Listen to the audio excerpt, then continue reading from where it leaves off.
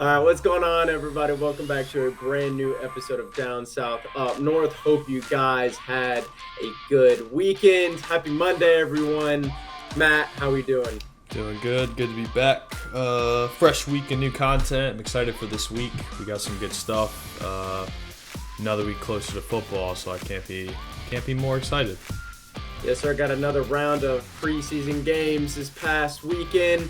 My boy Stetson Bennett had to throw a game winner against the Cowboys after throwing 4 interceptions. So I know, but hey, speaking of which, you got that Georgia blanket in the background there. Yes, sir. I had to represent, but let's NCAA. waste no time and get into the athletic alert. We mentioned it, dude. Football season is here. We all know the off season was crazy. So many big signings, and a team that signed a lot of big players, the New York Football Jets. They signed. They got a bunch of big players, re-signed some guys, and last season was a complete disaster. A big pickup they got was linebacker Hassan Reddick. He's a back-to-back Pro Bowler, and some news broke today that he has announced that he wants to be traded, but the Jets came out and said, no, we're not trading you. You're a back-to-back Pro Bowler. You saw the damage he did in the NFC Championship a couple of years ago against the 49ers. That guy's an animal. We're not going to trade you. After what happened last season, dude, like 3 snaps into our season, it was over. The season was completely over, so they regrouped, signed a bunch of guys, and now they're ready to go to war and compete in the AFC East. So, Matt, just break this down on a deeper level. And what does it mean? Yeah, it's very interesting because Hassan Reddick was not part of that rodeo last year, like you spoke of. So he hasn't even played a snap with the New York Jets. And Hasn't even put on the jersey yet. yeah, it's a very, very questionable time. You know, I look at teams when I analyze stuff. It's not good when your guys are requesting a trade in August. Okay, it's okay when you are 1-5, right? And we're in the middle of October, and the trade deadline's coming around, and you want out. Okay, it's good around October, November time. It's okay right after the season if they want out. Up until I'd say right before the draft, maybe. But 3 to 4 weeks before the season starts, Kyle, and you're requesting a trade, and you haven't even played with this team, I think there's something else going on in New York. Reports came out a couple weeks ago. Aaron Rodgers was not practicing because it was raining. Okay? I understand you have a 40-year-old quarterback coming off an Achilles tear, probably the worst injury in football, and you want to protect him at all cost, but the rain? I mean, Kyle, say the Jets make the playoffs and they have to travel to Kansas City or Baltimore or Cincinnati. Are you telling me that one of those places, it's not either going to be really cold, snowing, or raining in any of those 3? They're going to face some kind of adversity with the weather when they go to those places. And the AFC has a lot of outdoor stadiums still. It happened to the Dolphins last year, right? Like, weather plays a huge factor in football. But regardless, it's a lot of pieces with the Jets happening right now. And it's like, this is not the time for all these chips to kind of like start folding right in front of us, right? So look, I don't know. I think there's a bigger story behind this. And if Hassan Reddick is not wanting to play for you, I don't know if he's going to hold out. I don't know the situation, but you can't tell me that he was happy a few months ago when you signed him and now he doesn't want to play. I mean, this is a guy the last 4 years, 50 and a half sacks. Yes, he turns 30 in September, but the Jets need that veteran leadership. They have Rodgers, but hey, they have Garrett Wilson, really young guy. Breece Hall, really young guy. I mean, a couple of those guys on defense. Sauce Gardner, still a young buck. I don't know. Just a very strange time for one of your best players to request a trade from the team. But, hey, Jets already made it. They were very quick with that turnaround of saying, hey, you're locked into New York. You're not going anywhere, so you either play or you sit out. And it's going to be in the next couple of weeks will be very interesting to see what Hassan Reddick does and what the New York Jets do as a whole. Yeah, Rodgers, I kind of understand. Again, first game of the season, it's kind of nasty, and Rutherford gets up there, 3 snaps in, just completely tears his Achilles, and he's done for the season. So I kind of understand Rodgers, and Rodgers has a history of being weird around this time of year, not reporting, not going to practice, and doing all that sorts of stuff. So Rodgers, I kind of understand. But Hassan, like you said, dude, he hasn't put on the jersey yet. He hasn't played a down for the Jets, and then now he's just like, I want to be traded. I kind of regret being traded here. GM Joe Douglas just put out a tweet. He just kind of said the basics. We have informed Hassan that we won't trade him. He's expected to be here with his teammates, and if he doesn't, he will be fined per the CBA if he does not continue to report. We're just going to focus on preparing our guys for the regular season. So, I don't know, dude. The Jets, their defense is very good. I will say, like last year, even though their like whole team fell apart, their defense did stack up pretty good. They beat the Eagles last year, which we watched the end of that game together back in Florida, and it was a great game, dude. Their defense is insane. You have guys like C.J. Mosley, Sauce Gardner. They got Can't think. they have Leonard Williams up front. Is that Yeah, who it is? Leonard Yeah. Williams, Quentin Williams as well. Got like a bunch of dogs on your defense, but it takes you from here to here once you get a guy like Hassan. I mean, I said it at the beginning of this episode. He's a back-to-back Pro Bowler. Look what he did to the 49ers in the NFC Championship. Again, they literally had a fourth string quarterback out there, but still, dude, Yeah, he was killing that offensive line. and they had Trent. They still had Trent Williams blocking. So That's what I'm saying, dude. He was eating that game. Just getting to the quarterback, his pass rush moves are insane. So that would help out the Jets immediately, dude. So could you imagine that front? I mean, it's probably gonna happen, but that front seven, dude, like that's what I don't get. You just named all those players, and then you add an elite pass rusher like Hassan Reddick to that team. What's not clicking in New York? C.J. Mosley has that zone coverage locked down. And with Robert Saleh, I mean, he was a great defensive coordinator in San Francisco, and then what he brought over to the Jets. I mean, he's already building that culture there. He's a defensive minded coach. There's got to be something more here because all the like that front seven, they could run a 3-4, they can run a 4-3, they could run a 4-4. Right? They could run a 4-6. It doesn't matter what combination or formation they come out as a defense, they're gonna do damage. And having him is a huge upgrade for the Jets. Huge.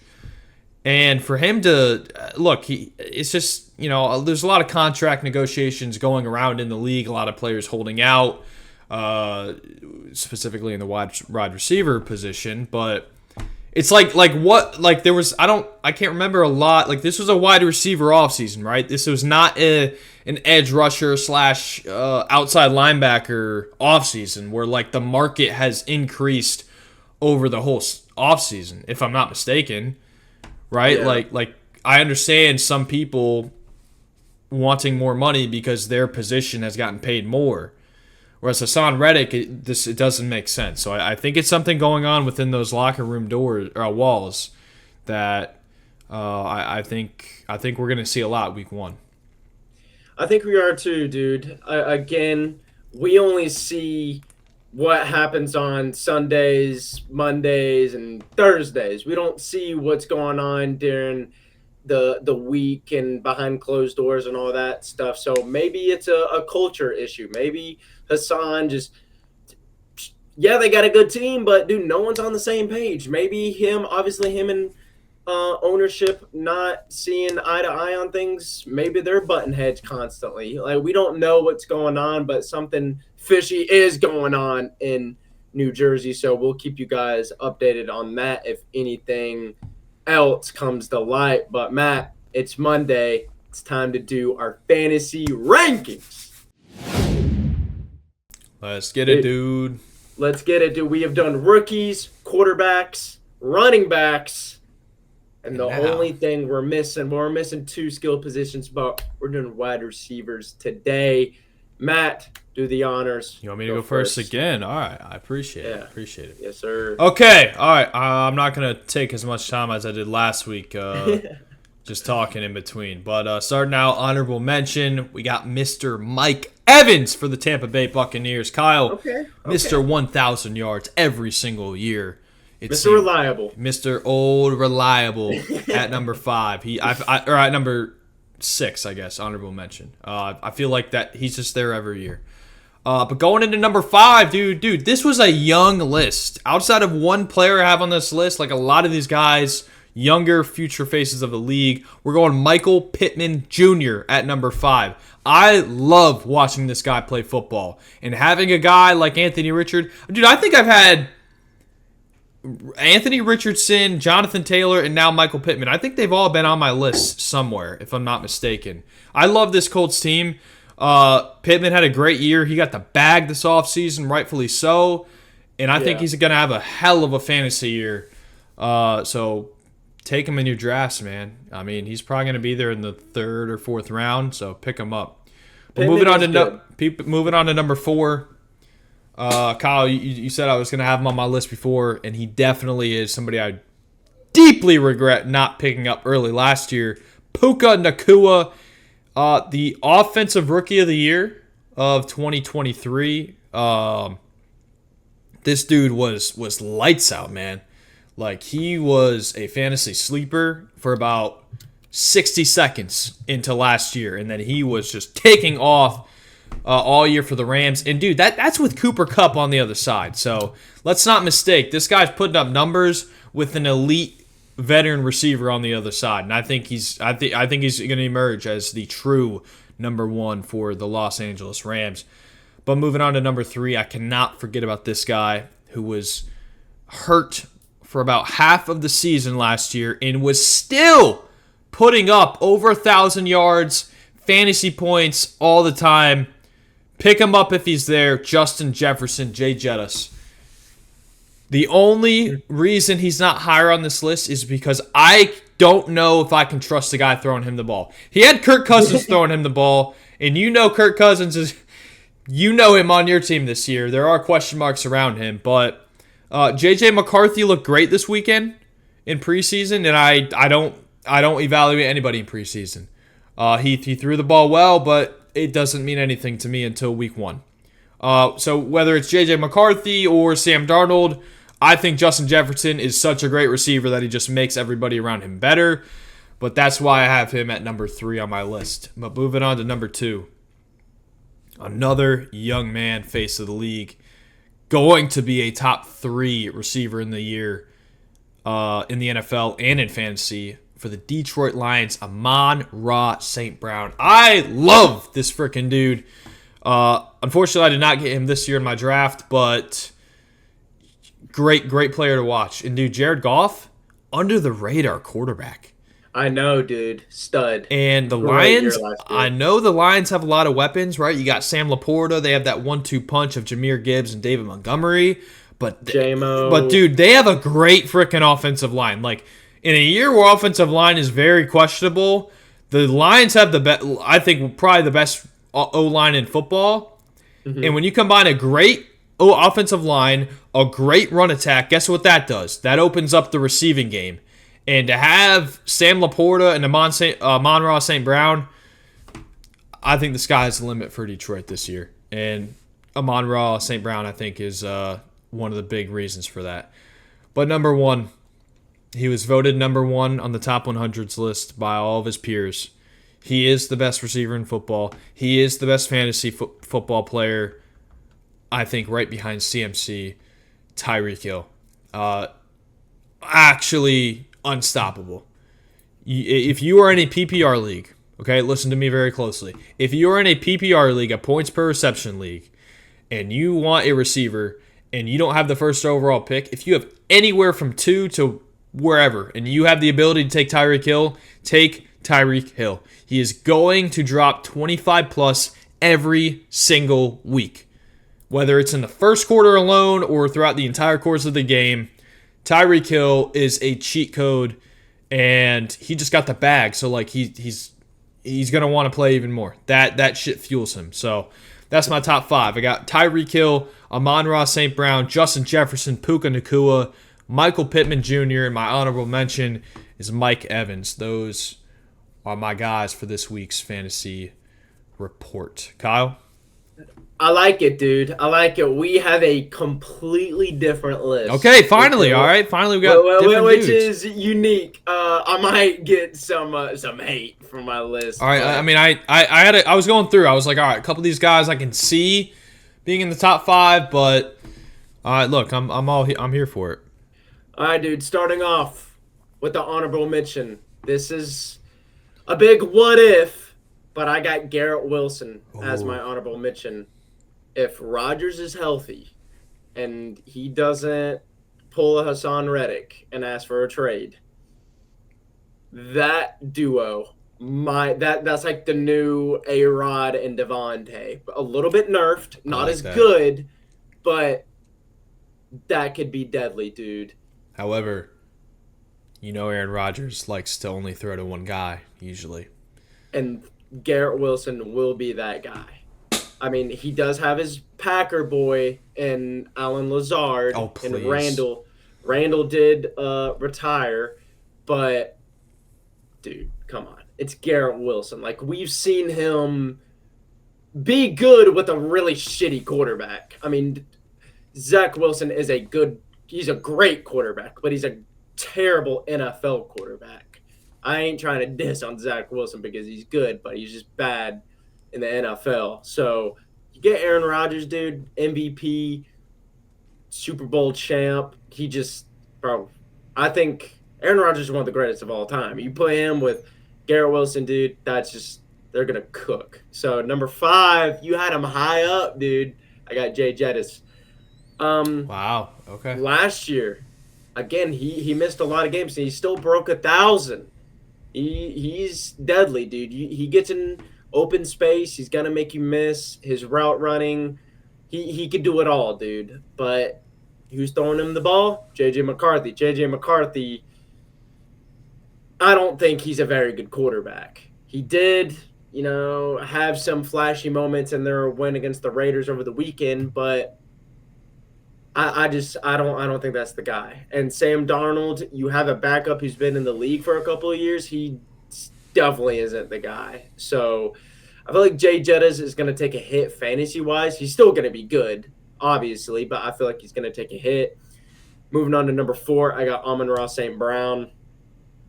This guy, I mean, you pretty much just said all my points about Detroit. Great offensive line.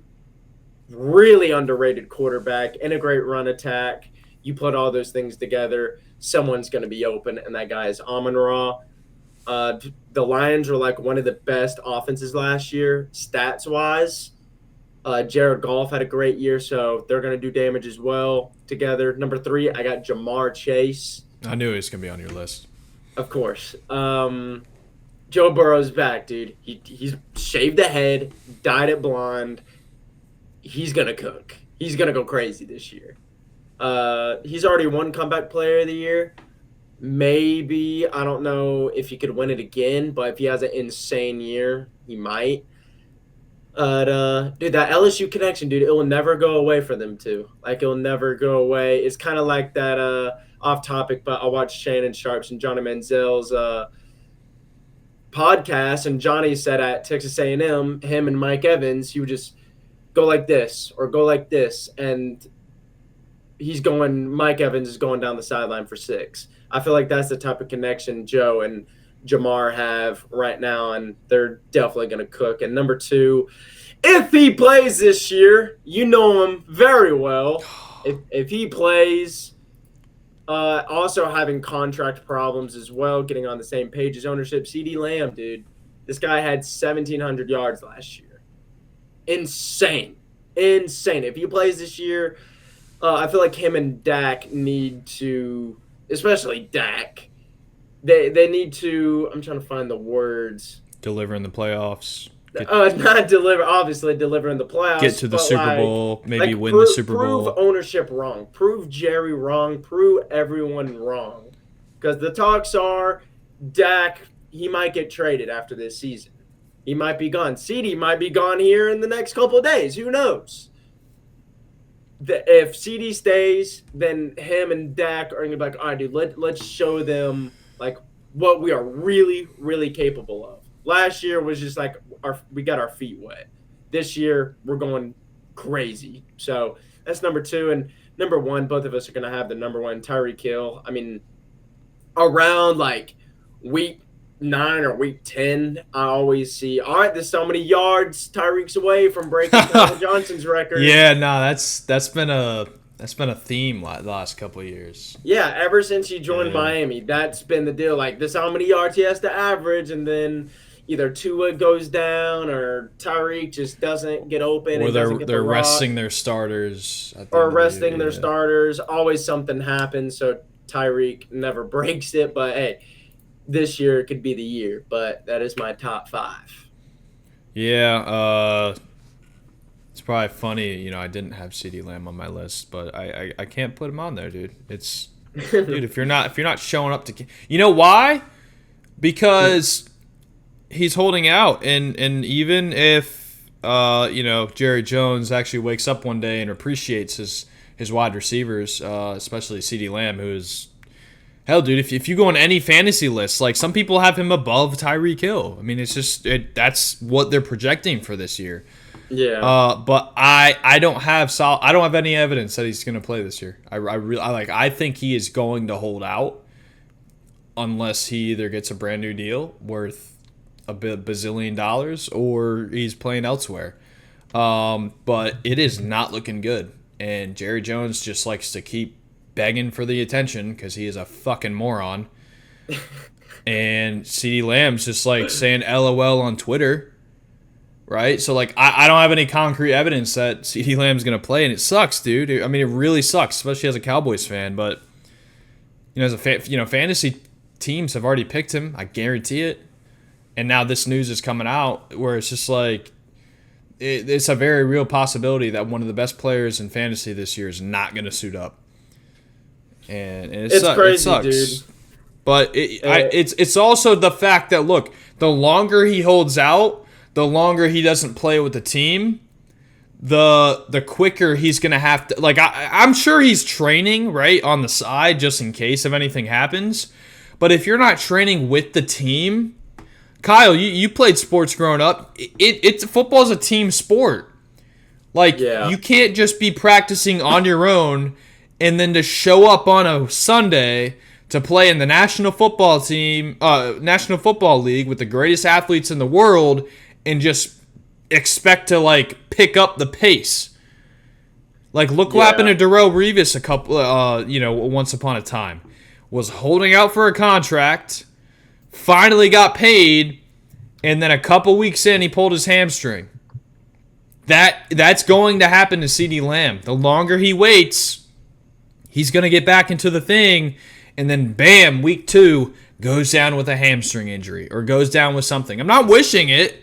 That's what happens. The longer you wait, the longer you're not getting reps with the team, and you will tighten up out there, and you will get injured. Something will happen because you're not conditioned for the months that all these other guys have been out there conditioning. And I'm not blaming CD. No, I mean I'm pointing at Jerry Jones, just like every other Cowboys problem there has been for the last 25 some years.